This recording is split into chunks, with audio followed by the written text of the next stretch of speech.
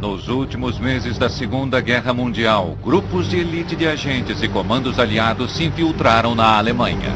A missão super-secreta era caçar as chamadas armas maravilhosas de Hitler e os cientistas que as tinham construído. Não estávamos procurando Lord Haw, não estávamos procurando Himmler, nem mesmo Hitler. Estávamos procurando exclusivamente pessoas de interesse do serviço secreto. À medida que os aliados avançavam para o norte da Europa, havia o receio de que Hitler pudesse fazer uma retaliação como um último ato de vingança. Relatórios do serviço secreto sugeriam que cientistas nazistas estavam construindo armas de destruição em massa. Mas será que Hitler ousaria atacar com elas? Era uma questão urgente, pois se Hitler tivesse a bomba, hoje nós todos estaríamos falando alemão, não é? Em um prelúdio à Guerra Fria, os americanos e ingleses começam uma corrida secreta com os russos para arrebanhar cientistas alemães. Os riscos não poderiam ter sido mais altos. Os vencedores poderiam desenvolver as armas maravilhosas de Hitler a fim de controlar o mundo do pós-guerra. Cientistas nazistas. 6 de junho de 1944, o dia D, a maior invasão anfíbia da história. Mas o futuro da Segunda Guerra Mundial ainda estava indefinido. Nos bastidores, o serviço secreto aliado estava apreensivo quanto à possibilidade de Hitler estar tramando sua represália. 7 dias após o dia D, os receios foram confirmados. Um estranho objeto viajando a 640 km por hora apareceu nos céus de Londres. Inicialmente pensou-se que se tratava de algum tipo de avião. Somente após ele despencar rumo ao solo, as pessoas perceberam do que se tratava, uma bomba voadora. Nos 4 dias seguintes, centenas de bombas choveram sobre Londres. O impacto de uma delas, em 18 de junho, matou 121 pessoas. Essa era a primeira das armas de vingança de Hitler, mais conhecidas como V1. Os aliados não possuíam nada assim em seu arsenal, e não parecia haver como detê-las. E se os cientistas de Hitler eram capazes de criar algo como a V1, que outros dispositivos estariam construindo? Adolf Hitler estava procurando a arma que ganharia a guerra. Ele acreditava que a V1, e eles estavam fazendo muitos projetos bastante exóticos e importantes naqueles últimos meses de guerra. A liderança nazista sempre percebeu a importância da tecnologia e havia investido quantias enormes em foguetes, aviões e até em carros de corrida. Consequentemente, os carros alemães dominaram as corridas nos anos 30. Mas Hitler foi recompensado com muitos outros pioneirismos científicos. Talvez o maior deles e o mais perigoso estivesse na física atômica. A fissão nuclear foi descoberta pela primeira vez na Alemanha. Alguns dos melhores físicos alemães eram judeus e foram forçados pelos nazistas a fugir do país. Muitos deles foram para os Estados Unidos, levando a alarmante notícia de que a Alemanha poderia estar trabalhando em uma bomba atômica. Esse alerta levou o Pentágono a fazer um esforço para, em segredo, construir sua própria bomba, codinome Projeto Manhattan. Todo o projeto foi desenvolvido a partir do medo. O projeto Manhattan foi, na verdade, desenvolvido porque tínhamos medo. E se o que temíamos tivesse se transformado em realidade, teria destruído os Estados Unidos. Robert Furman trabalhava no Pentágono quando foi recrutado para coordenar uma missão secreta que iria à Europa. O plano era enviar agentes secretos para localizar e acabar com o programa atômico de Hitler. Havia um alvo-chave que os agentes precisavam encontrar. O principal físico alemão e chefe do projeto da bomba atômica nazista, Werner Heisenberg. A missão precisaria de agentes de elite em terra para procurar Heisenberg e as instalações da bomba alemã. Marty Previtt era um daqueles agentes secretos. Quando essa fotografia foi publicada em 1947, eles cobriram meu rosto, pois eu era um agente especial do Corpo de Contra-Inteligência. Eu deveria permanecer incógnito. Para dar aos agentes licença para operar onde quisessem, eles carregavam passes especiais com as mais altas liberações de segurança. O objetivo da visita era investigar alvos do serviço secreto, remover documentos, equipamentos ou pessoal. Eu tinha autorização para fazer qualquer coisa que eu precisasse fazer, prender pessoas ou o que fosse. Esses passes, mais tarde, se revelariam inestimáveis para permitir viajar além das linhas de frente aliadas.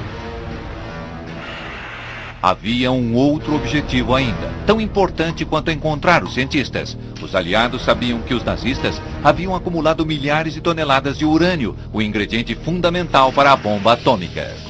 Temendo que planejassem usar esse urânio em sua própria bomba, os aliados pensaram em reunir as enormes reservas da Alemanha desse escasso elemento. O projeto Manhattan precisava estocar urânio para sua própria bomba. Assim, seus agentes especiais tinham ordens para rastrear as reservas escondidas dos nazistas. A missão recebeu um codinome, Alsos. O verdadeiro significado do nome foi mantido em segredo, não foi revelado a quase ninguém. Principalmente ao General Groves, chefe do projeto Manhattan. Só depois de muitos anos foi revelado que Alsos significava grove em grego, um pequeno bosque. Acho que o general Groves teria ficado arrepiado se tivesse sabido na época, mas nós de fato demos o nome dele ao projeto. Enquanto os agentes do Alsos se preparavam para entrar no norte da Europa, a Grã-Bretanha começava a lidar com o V1. Novas baterias antiaéreas e balões de barragem interceptavam as armas de vingança.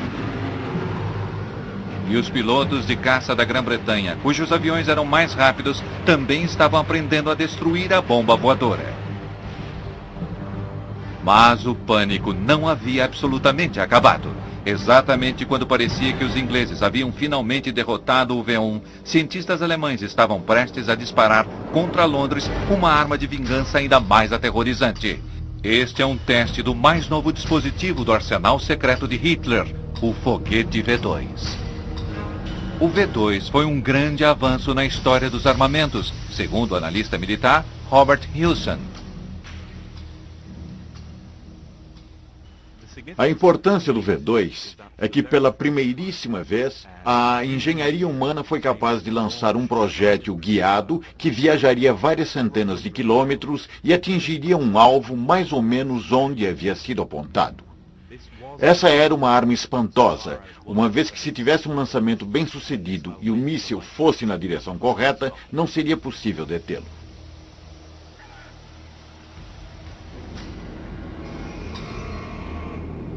Uma mistura de álcool e oxigênio líquido impulsionavam o foguete a 320 quilômetros em menos de 5 minutos. Ele carregava uma ogiva de 1 tonelada, capaz de arrasar um quarteirão de uma cidade. O verdadeiro avanço tecnológico era o sistema direcional do V2. Giroscópios controlavam palhetas no escapamento que manobravam o foguete em direção a seu alvo. Os alemães haviam lançado com sucesso o primeiro míssil balístico do mundo.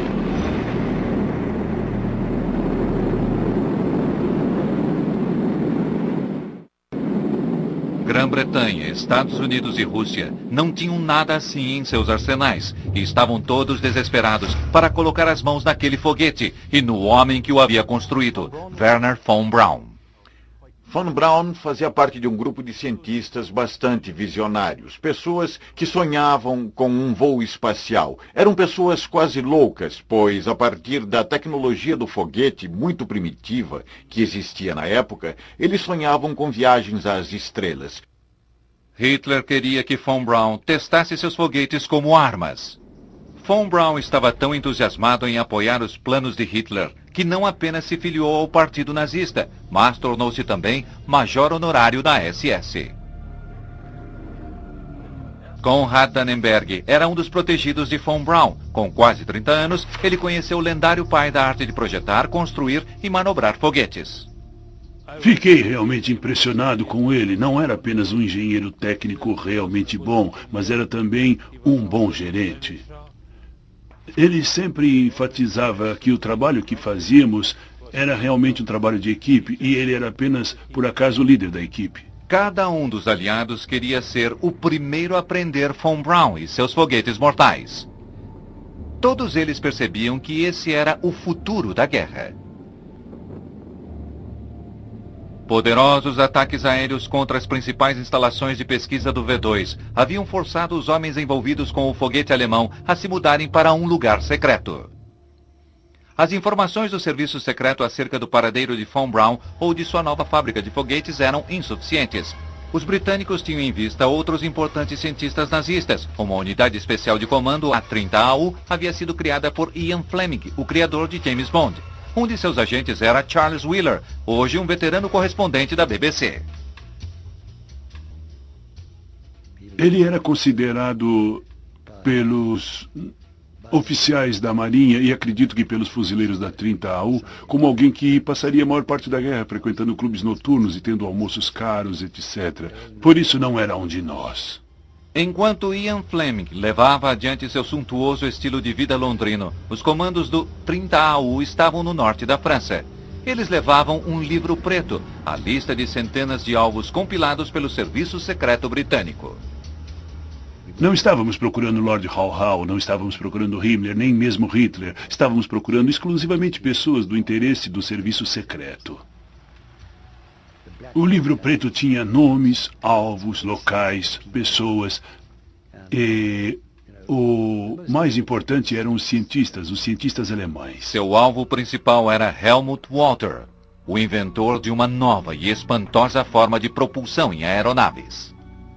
Esse era um motor de avião para um Messerschmitt, que realmente era tão avançado que nem os ingleses ou os americanos tinham qualquer coisa parecida. Ele possuía um nível de ascensão que conseguia subir quase 10 quilômetros em 2 minutos. Esse filme de arquivo, visto pela primeira vez em televisão, mostra Walter levando nazistas de alto escalão em um tour pela sua fábrica. Assim como os foguetes de Von Braun, a pesquisa de Walter era extremamente interessante para o Terceiro Reich.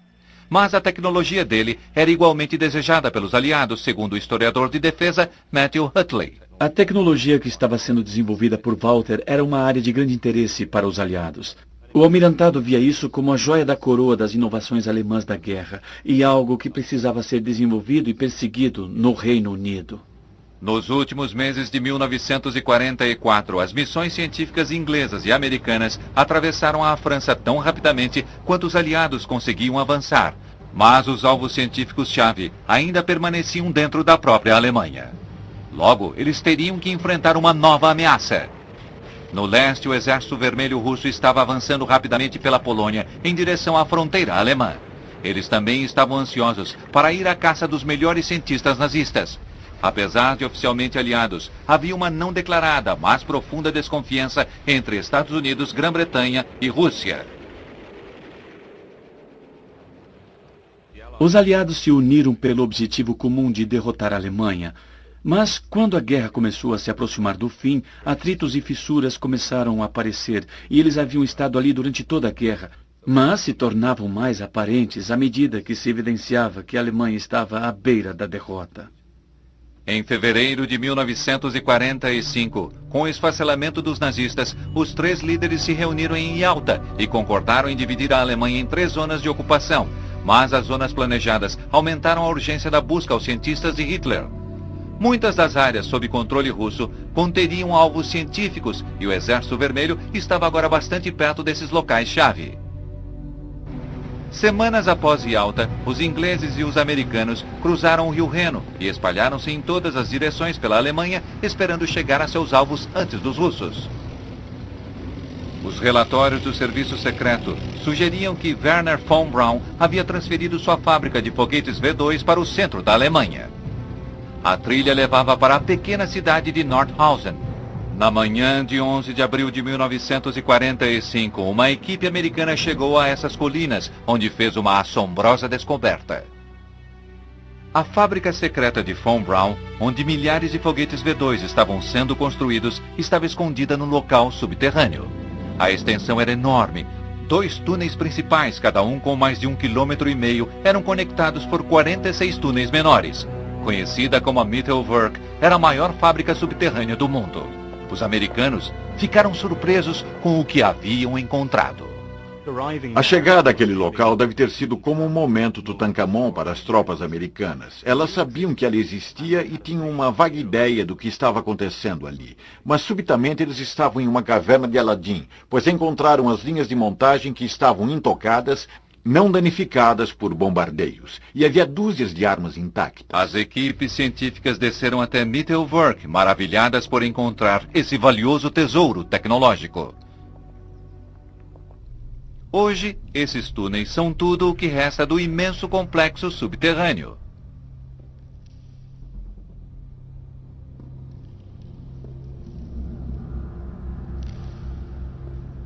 A produção ficava em uma linha de produção, em uma esteira transportadora. Sim, se movia continuadamente e você tinha de prestar atenção a ela em seu próprio local de trabalho e fazer seu serviço antes que ela fosse adiante. Era uma linha de montagem que continuava dia e noite. Essas raras fotografias mostram a extensão da operação de Von Braun. Mais de 4.000 V2 haviam sido produzidos em menos de 9 meses. Mas nada poderia ter preparado os americanos para a maneira como as armas eram construídas. Os nazistas utilizavam milhares de trabalhadores escravos nos túneis. Um deles era Andrew Herskovits, que tinha apenas 14 anos quando chegou aqui.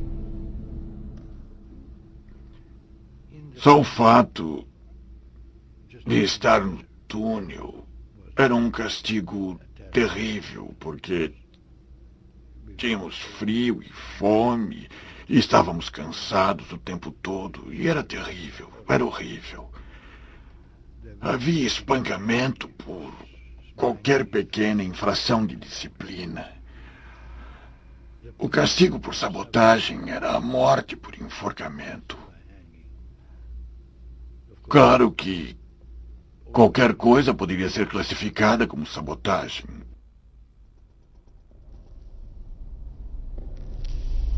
Os trabalhadores ficavam alojados aqui, em um campo de concentração especialmente construído para suprir mão de obra para os túneis.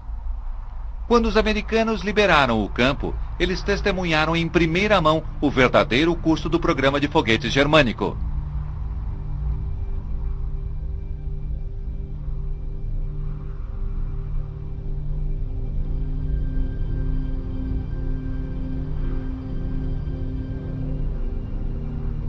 Mais de 10.000 prisioneiros morreram fabricando os V2. Quase 2 vezes o número de mortes provocadas pelo foguete.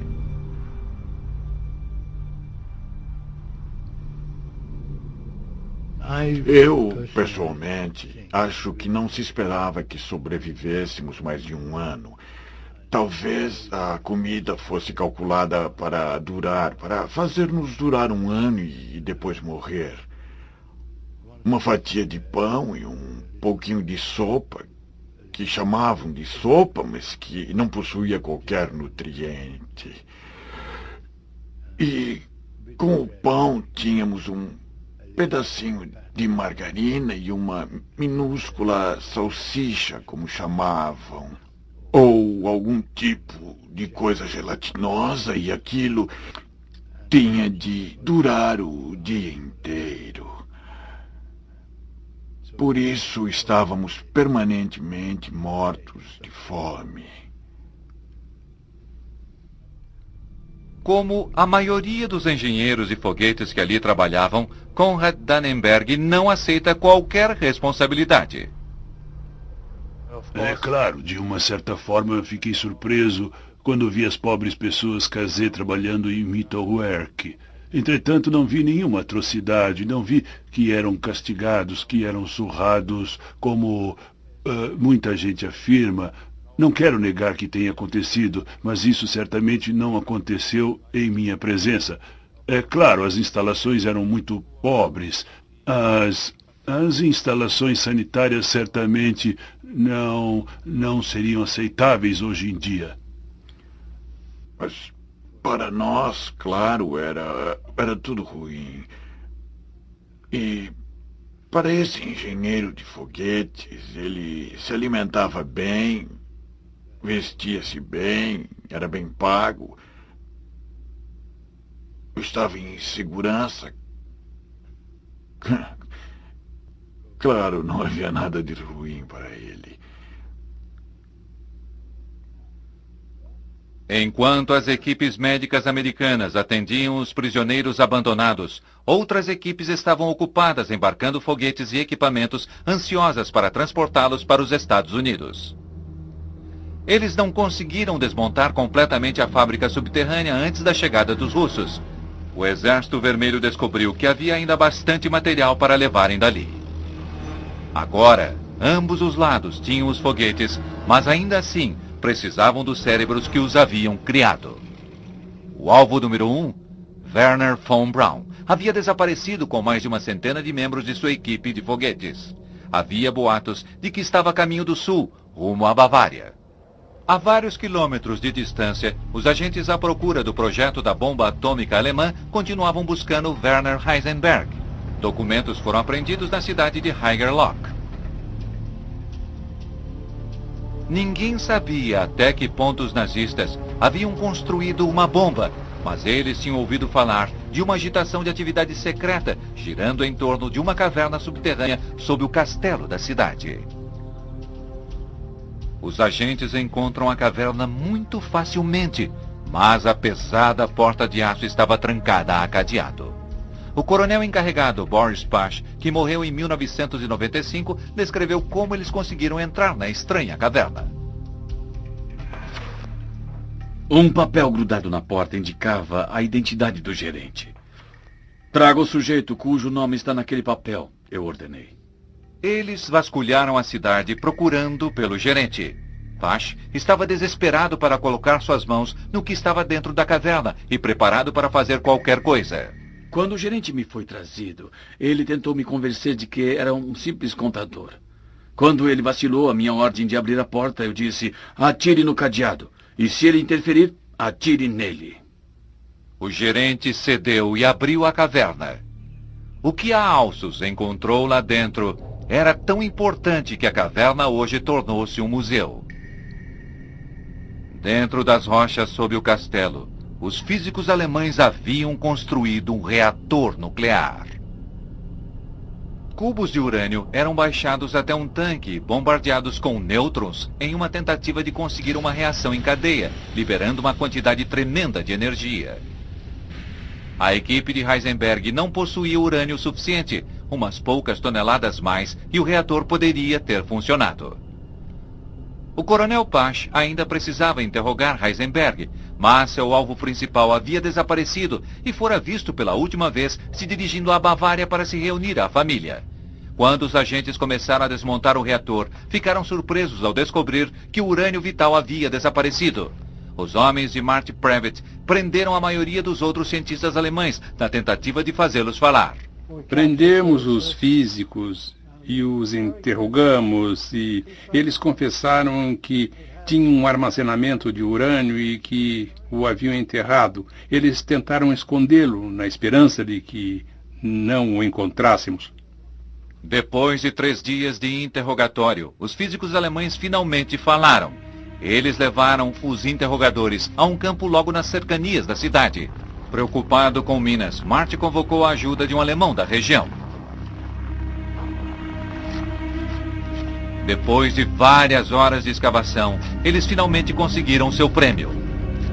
Tiraram dali mais de 2 toneladas de urânio enterradas nos arredores de Haigerloch. A Força Aérea levou o urânio até a Grã-Bretanha. Era coisa muito pesada, e assim foram necessários 20 desses aviões voando para lá e voltando várias vezes para carregar todo aquele material. A maior parte do valioso urânio estava agora nas mãos dos aliados. Entretanto, os mais importantes cientistas de Hitler ainda estavam à solta. Antes do fim da guerra, a unidade 30AU do Serviço Secreto Inglês estava empenhada em capturar um dos mais importantes cientistas de Hitler. Seu alvo, o projetista de aviões e foguetes Helmut Walter, que estava atrás das linhas inimigas no porto de Kiel. Para conseguir pegar o Walter, cerca de 6 fuzileiros avançaram, na verdade, à frente do exército, junto, eu creio, com a SAS, e foram direto ao quartel-general de Walter. Eles sabiam mesmo onde era, pois lá estava o Walter. E ele, no início, não quis absolutamente colaborar. Então, depois de alguns dias, subitamente decidiu que poderia relatar tudo o que sabia. Walter havia trabalhado em uma aeronave radical, a respeito da qual os ingleses estavam ansiosos por aprender mais. Eles também precisavam de alguém com coragem suficiente para tentar voar naquela máquina. O piloto de teste Eric Brown era o homem para esse trabalho. Eric Brown, uma lenda na aviação, havia pilotado mais tipos diferentes de aeronaves do que qualquer outra pessoa no mundo. Ao voar para a Alemanha nos últimos dias da guerra, ele surpreendeu-se com o que encontrou. Foi como entrar na caverna de Aladim, no que diz respeito a aeronaves avançadas. Os campos de aviação que visitamos estavam, em sua maioria, em um estado caótico. Mas, para nosso espanto, o estranho era que eles não haviam tocado em nenhuma de suas aeronaves avançadas a jato ou a foguete. Ora, a única explicação que tenho para isso é que eles estavam tão orgulhosos de suas conquistas nesse setor que queriam que víssemos o que estava disponível, o que poderia ter sido. Eric viu bem de perto uma das aeronaves de aparência mais estranhas da Luftwaffe alemã, o Messerschmitt 163, com seu motor a foguete projetado por Walter. Era um avião que fazia a adrenalina fluir. Pilotá-lo representava, certamente, um grande desafio. Ele tinha várias características inovadoras, revolucionárias, tinha asas enflechadas, mas, acima de tudo, era acionado a foguete e aterrissava em um esqui. Eric estava desesperado para descobrir como funcionava o ME-163, mas quanto mais ele descobria a respeito dele, mais percebia que esse seria um perigoso voo teste. O foguete que o Walter desenhara para aquela aeronave era um trabalho de engenharia muito inteligente. Era pequeno, leve e potente. Mas por usar uma explosiva mistura de combustível, duas substâncias, C-Stoff e T-Stoff, que quando misturadas basicamente explodem e acionam o foguete, ele era conhecido por seus pilotos como uma bomba voadora. Os dois combustíveis se misturavam para produzir 8 minutos de energia de foguete. Assim, o avião subiria 6.100 metros em menos de 2 minutos e poderia lançar ataque surpresa contra bombardeiros inimigos. O piloto sentava em uma cabine cercada pelo combustível do foguete. Não era um avião para medrosos. Mais de 10 pilotos alemães haviam morrido tentando pilotar o 163. A maioria foi morta durante a decolagem ou aterrissagem. Mas isso não parecia preocupar Eric Brown. Fui encorajado pelos peritos que estavam participando para tentar fazer aquilo funcionar. E não havia ninguém por ali para nos impedir. Aquilo era para valer. O ruído era mesmo de estourar os ouvidos, e quando você sentava ali naquela aeronave, sacudindo sob essa potência, você sentia que era como pilotar uma bomba atômica. E acredito que precisa ser dito que a gente se sentia um pouco apreensivo a respeito do que estava por vir. Mas a tentação de fazer essa coisa e ir em frente era muito grande. Eric Brown tornou-se o primeiro e único piloto aliado a voar esse avião de propulsão a foguete.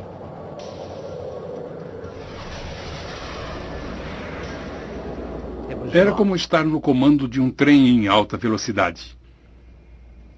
Eu nunca tive essa sensação com qualquer outro avião, que ele estivesse logo ali à minha frente todo o tempo. E eu estivesse alcançando. Ele tirava o seu fôlego. Tendo avaliado o avião e capturado o homem que o projetou, os britânicos estavam agora prontos para explorar essa nova tecnologia. Agora, a maioria dos alemães estava trabalhando para os aliados. O Exército Vermelho havia cercado Berlim e estava começando a avançar em direção ao centro. A 100 quilômetros dali, tropas americanas e russas se encontraram pela primeira vez no rio Elba. Em frente às câmeras, ambos os lados se comportavam como grandes amigos. Mas nos bastidores, a batalha pelos despojos de guerra alemães estavam agora em seu grau mais intenso. Quando o colapso alemão realmente começou a acontecer, havia ali uma enorme onda de atividade. Havia tantos alvos que todos corriam para todos os lados, pegando coisas, procurando coisas, encontrando coisas, não conseguindo encontrar as coisas. Negando ou tentando negar o mais que pudessem aos russos, evitando que os russos chegassem lá antes e fugindo com o que conseguissem. Ninguém nunca mais visse essas coisas. Foi uma competição acirrada. Ambos os lados sabiam o que realmente era importante. Os cientistas de primeira linha de Hitler haviam fugido para refúgios nas montanhas, na Bavária, ao sul da Alemanha. O físico nuclear Werner Heisenberg e o engenheiro de foguetes Werner von Braun vieram para cá para se protegerem das ferozes lutas ao norte. Eles também queriam estar o mais distante possível das forças russas que avançavam. Em uma correria pela Bavária, os americanos esperavam ser os primeiros a capturar von Braun e sua equipe de especialistas. Mas os especialistas em foguetes alemães já estavam fazendo seus próprios planos. Tínhamos algumas reuniões secretas com von Braun e alguns dos membros mais íntimos de sua equipe a fim de conversar a respeito do que faríamos no final da guerra. Havíamos analisado se deveríamos nos voltar para os russos e haviam algumas indicações de que os russos estivessem possivelmente interessados na arte de foguetes. Mas haviam ouvido muitas coisas ruins a respeito dos russos. E acho que todos nós percebemos que com o V2 havíamos dado uma contribuição nova e importante para a alta tecnologia. E por isso tínhamos esperança de que pelo menos essa situação nos ajudasse a sobreviver à guerra e fazer alguma coisa que valesse a pena depois da guerra. Von Braun percebeu que o conhecimento singular de sua equipe que trabalhava com os foguetes poderia garantir tratamento privilegiado quando a guerra terminasse. No dia seguinte ao anúncio da morte de Hitler, os alemães especializados em foguetes saíram do esconderijo. Em sua louca corrida para o sul, von Braun havia quebrado o braço em um acidente de carro. Eles estavam aliviados por se renderem aos americanos e não aos russos. Von Braun foi enviado para os Estados Unidos. Seu futuro projetando foguetes parecia estar garantido, desde que seu envolvimento com a SS e a utilização de trabalho escravo não fossem levados em consideração.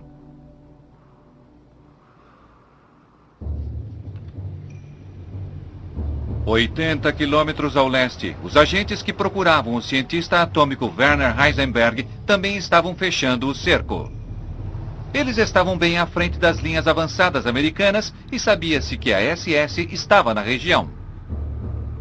O coronel Boris Pash percebeu que seria perigoso ir muito adiante.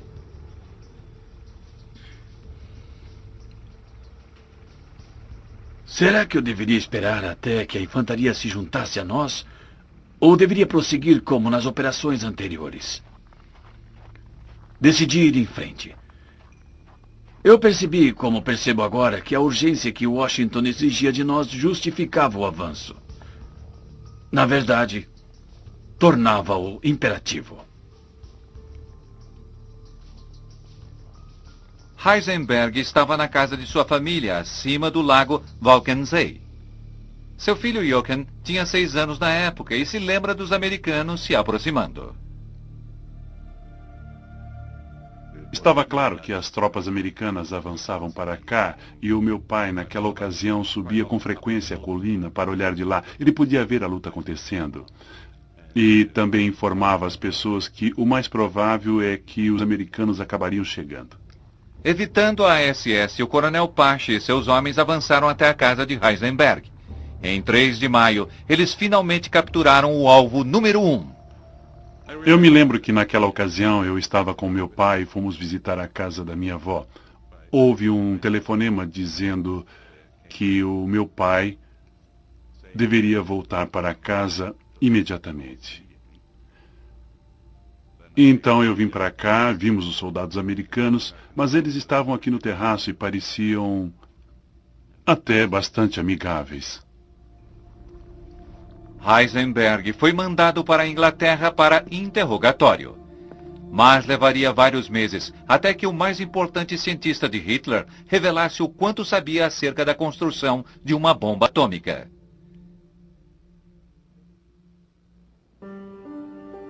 Quatro dias após a captura de Heisenberg, os alemães se renderam.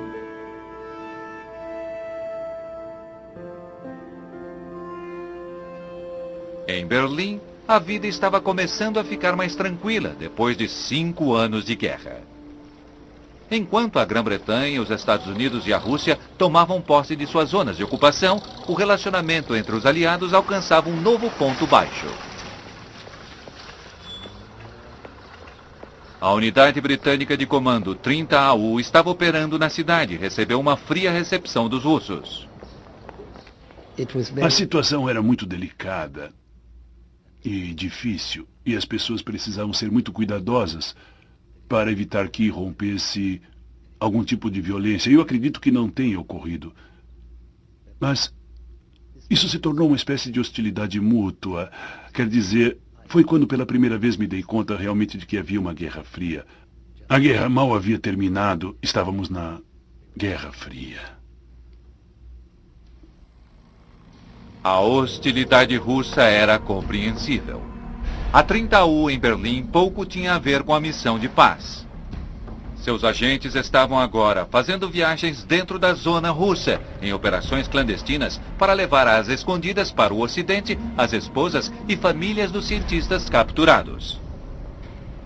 Chegamos a vestir uma mulher alemã como uma oficial inglesa da ATS e a fizemos passar por 2 postos de controle russos de Berlim Ocidental através de Helmstedt para a Alemanha Ocidental.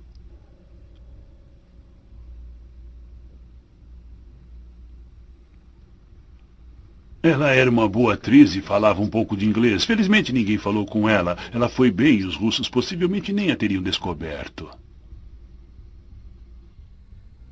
Depois de se reunirem às suas famílias, cientistas alemães-chave foram então levados para a Grã-Bretanha. Helmut Walter, inventor do motor de foguete para o ME-163, foi levado para o norte da Inglaterra para continuar trabalhando com uma equipe composta apenas de cientistas alemães. Enquanto isso, nos bastidores, enormes carregamentos de pesquisa, tecnologia e materiais científicos alemães eram encaixotados e levados para a Grã-Bretanha, Estados Unidos e Rússia.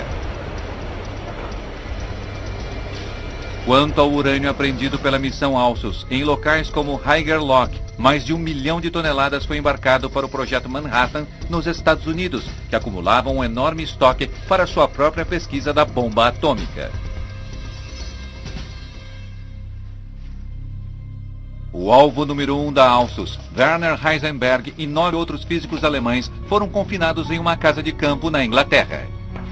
Em um último recurso para tentar descobrir mais a respeito do projeto da bomba nazista, microfones secretos foram colocados pela casa para ouvir os alemães. Os cientistas pouco revelaram, até que uma transmissão de rádio no dia 6 de agosto de 1945 os levou a falar. Essas são as notícias. Logo cedo, esta manhã, a força mais destrutiva inventada pelo homem foi lançada sobre o Japão. A bomba atômica. Imediatamente os físicos tentaram descobrir como os americanos haviam feito aquilo. Os microfones escondidos gravaram as deliberações de Heisenberg. Ele parecia não entender absolutamente nada de física relacionada à bomba. Seu projeto para uma bomba atômica durante a guerra exigira milhares de quilos de urânio, enquanto que a bomba de Hiroshima utilizou apenas 56. Para os ingleses e americanos que estavam ouvindo, isso finalmente explicava por que o projeto da bomba alemã nunca teve sucesso. Pouco tempo depois, Heisenberg foi solto e voltou para a Alemanha. Ele não era mais considerado uma ameaça. 3 meses depois do dia V, 15 de agosto, foi declarado o Dia da Vitória sobre o Japão, Dia VJ. Noite adentro, a multidão gritou pelo alívio do fim da maior guerra da história. Nova York nunca antes havia comemorado dessa forma, mas nunca havia tido um motivo para tanto. A guerra podia ter terminado, mas a corrida para explorar a tecnologia alemã ainda continuava. Poucas semanas depois do dia VJ, Eric Brown voltou para casa em um avião alemão. É uma sensação muito emocionante, porque a gente sente uma mudança completa, não é? Pois qualquer aeronave alemã vinda para cá dessa maneira encontraria a barreira dos White Cliffs, mas aqui estávamos nós, trazendo a mais cobiçada aeronave deles, sem qualquer problema. O avião que Eric estava pilotando era muito mais importante que o perigosamente explosivo avião-foguete que ele havia testado antes. Essa aeronave teria uma grande influência na Guerra Fria. O Messerschmitt 262 era o primeiro caça-jato operacional do mundo. Ele tem uma aparência muito sinistra em vários aspectos, com aquela forma de tubarão, e realmente parecia capaz de provocar muitos problemas. Um avião de aparência bastante letal, grandes motores, e a lateral de tubarão é completamente plana. Tudo foi planejado para provocar resistência mínima ao avanço e máxima velocidade. As equipes de voo alemãs se vangloriavam de que o ME-262 era 160 km por hora mais rápido do que qualquer coisa que os aliados possuíam. Verificamos isso em Farnborough e descobrimos que os números deles estavam bastante exatos. A velocidade máxima dessa aeronave é de 910 km por hora. Nessa ocasião, nosso melhor caça tinha uma velocidade máxima de 715 km por hora. Assim, você iria de 715 por hora para 910 por hora, um salto realmente enorme. O 262 poderia ter mudado o curso da guerra, mas chegou tarde demais para os nazistas. Eles certamente teriam um impacto sobre os conflitos futuros. Os engenheiros também estavam aprendendo, com a ajuda da aeronave alemã, a construir seu próprio caça a jato. Existe uma história famosa a respeito do chefe do projeto aerodinâmico da aeronave norte-americana, que entrou em uma escola noturna para aprender alemão, a fim de poder entender o que estava lendo. E desse modo sua equipe de projeto teve acesso ao 262. E a partir da aeronave real e dos projetos que estavam olhando, eles jogaram fora todo o seu próprio projeto para o XP-86, e o redesenharam como uma aeronave de asa enflechada, com um enflechamento clássico de 35 graus que se tornou o Sabre, um dos melhores caças a jato daquela época. Com o Sabre, os americanos pensavam ter construído a mais avançada aeronave do mundo. O que eles não sabiam era que os russos haviam encontrado exatamente o mesmo conjunto de dados alemães e os haviam utilizado para construir seu próprio avião a jato de asa enflechada, o MiG-15.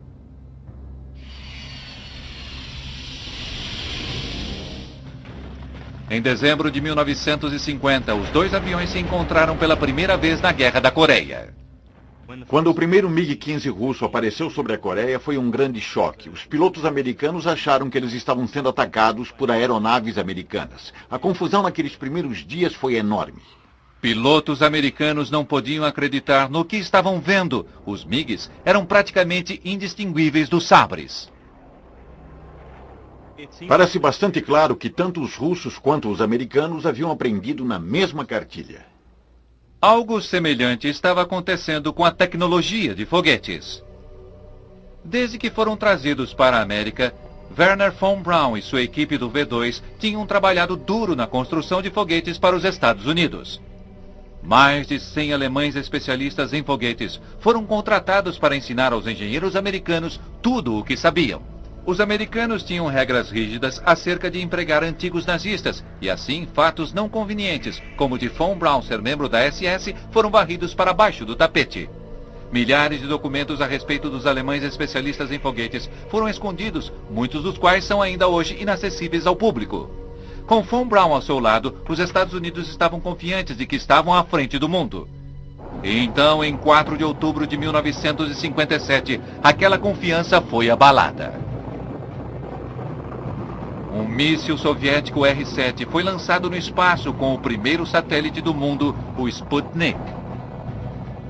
Os bips de mensagem do Sputnik enquanto dava volta à Terra não passaram despercebidos nos Estados Unidos. Se os russos podiam lançar um objeto em órbita, poderiam também enviar uma ogiva nuclear contra os Estados Unidos. Os Estados Unidos se voltaram para Von Braun. Em meados dos anos 60, tanto os Estados Unidos quanto a Rússia tinham milhares de mísseis apontados um para o outro, todos eles provindos do projeto original do V2 de Von Braun. A realização máxima de Von Braun estava levando a missão Apollo da NASA a colocar o homem na Lua. Os programas espaciais americano e russo foram ambos fundados na ciência alemã. Na corrida para aproveitar o know-how nazista, ambos os lados optaram por esquecer o passado dos cientistas. Quando eu soube que eles haviam sido festejados e tratados como heróis nacionais nos Estados Unidos, eu me senti ultrajado e enojado. Achei que aquilo não apenas mostrava desrespeito a nós, mas aos seus próprios mortos. Milhares e milhares de soldados americanos morreram para libertar a Europa, para derrotar Hitler. E essas pessoas eram os esteios do reinado de terror de Hitler. E lá estavam elas sendo festejadas como heróis. Que coisa repugnante. Um dos maiores triunfos da Guerra Fria ficará para sempre obscurecido pela sombra do passado de Von Braun. O inferno subterrâneo onde as armas maravilhosas de Hitler foram construídas. Versão brasileira Centauro.